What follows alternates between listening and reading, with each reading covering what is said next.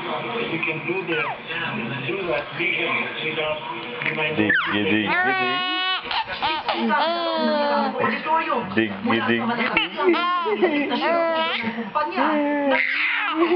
Bago mag-alas 12 ng tanghali, nagdesisyon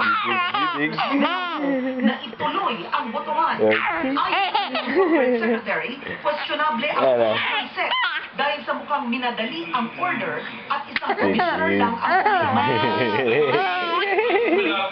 Galit si Garcia na itutuloy ang botohan at nasigawan ang auditorium.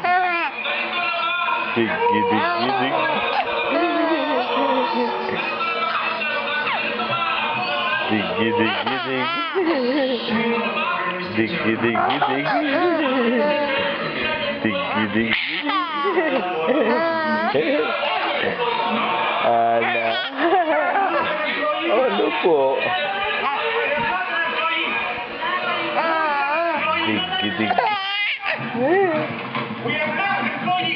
Sa huli na naibalik ang desisyon ng board of directors ng tuloy ang botohan.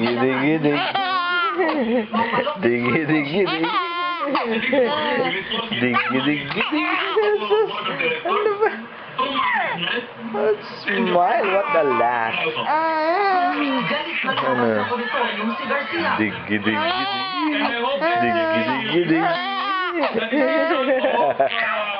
The SEC declaring punishment proxy as illegal. Okay? Taking upon SCB to respect the decision of the SEC. Di natatakot si Manuel Lopez, chairman ng Meralco, sa posibleng parusa ng SEC sa naging desisyon. What is going to be counted today? Kahit yung Ayaw reklamo ni tumigil. Winston Garcia bibilangin. I don't know which ones he's complaining about, but all we know for sure is that the 420 plus invalidated proxies are not going to everything Sus! will be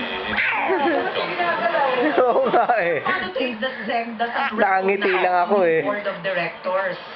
well, we'll leave that up to the lawyers. Sa huling Opo. Garcia ng pagkaraniwang shareholder. Pero sa court na lang daw sila magkikita.